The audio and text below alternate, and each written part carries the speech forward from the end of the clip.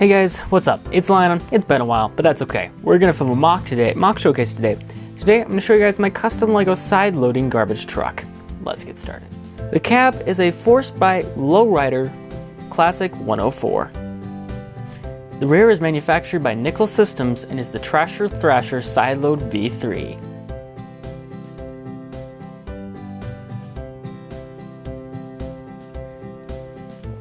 The cab is designed to look a little older in terms of kind of classic low-riding American kind of utility truck front ends. You see these a lot on garbage trucks, at least here in the US around what I've seen. I'm not 100% sold with it. I do like a little bit more modern look. So I'm going to keep on playing with exactly the front end. However, it was inspired by a builder on Flickr, so I just kind of went with it and just built what I saw and just kind of replicated what they did and how I liked it. And this is something I did like at the time, so that's how I constructed it. Overall, it doesn't have many details besides like opening doors or anything like that, but that's okay. It at least gets the job done. The American style, at least in America, the passenger side is all business. Basically, you have of course, the side of the cab, some engine detailing here, along with the loading section, which is a very important part of the model, and the core features, and then of course the rear garbage bay, I guess you could call it that.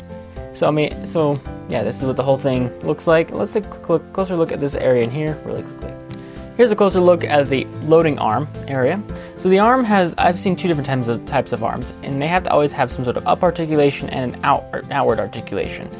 And I've seen ones that use a Z folding arm, that the middle joint allows it to go, three joints allow it to go out, and then the middle joint allows it to flip up, or an arm like this that slides out. And I chose to do this slide out arm, and this can actually go out kind of far. I got caught. So the string is meant to simulate hydraulic lines running to the lift itself and the arms, and it actually also acts as a limiter, kind of in such a way. It likes to come off and not be even, and they love to not be sometimes hang off the model, but yeah, that's okay. So the whole thing then of course has a hinge point right here in the middle, and as you can see, it's kind of a weak construction. You can see it's moving around already a lot. And then the arms themselves work off this bracket, and these are the little folding arms that go around the bottom of a garbage can.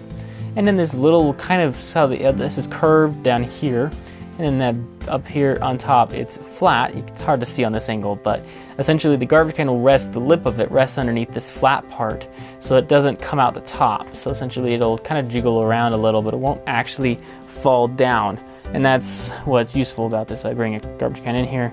You can see how it can be wiggled up and down, kind of in and out a little, but it doesn't actually, like when it's up here, it just stays up there. So that's kind of where that's how the whole design worked from. It's the first design I figured out that's pure Lego, that doesn't require modified parts or rubber bands, and I'm fairly happy with it overall. Let's move up to the top part of the garbage compacting section.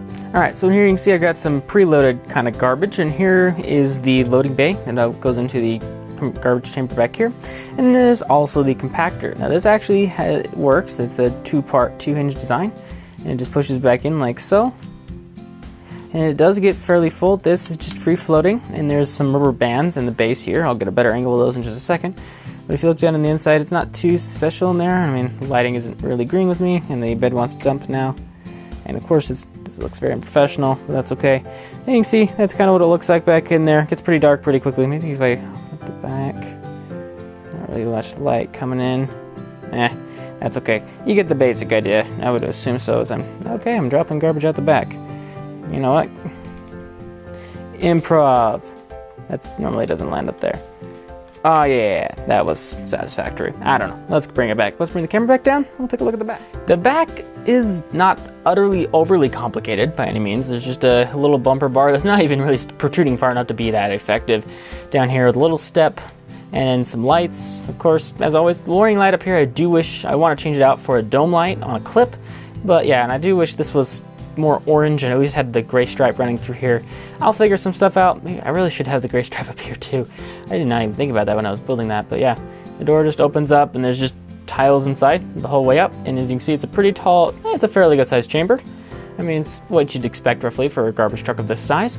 So yeah, let's take a look at the other side. That's maybe a little boring, but we'll take a quick glance at it. Okay, I forgot this side is not as boring as I thought it was. You do have just general stuff over here. Yes, different orange color of orange. It happens.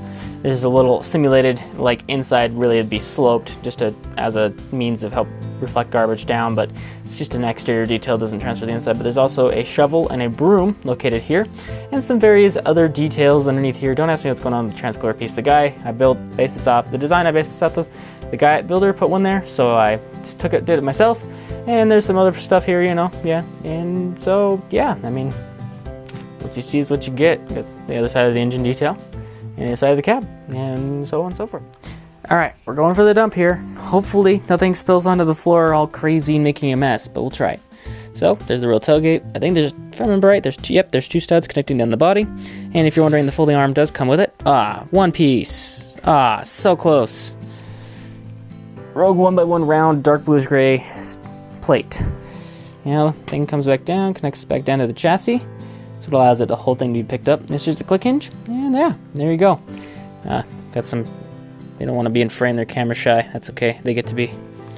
While loading individual garbage cans is tedious, I'll go ahead and do a time lapse loading some of these round beads and just by hand to the top compaction chamber. It's not as exciting, but it will definitely save me some time. Right now, I need to get pretty done with this soon if I can start, if I want to actually maybe have a chance at editing this tonight. So yeah, anyways, I'll go ahead and do that, do a little spread up clip and go from there. So let's get started.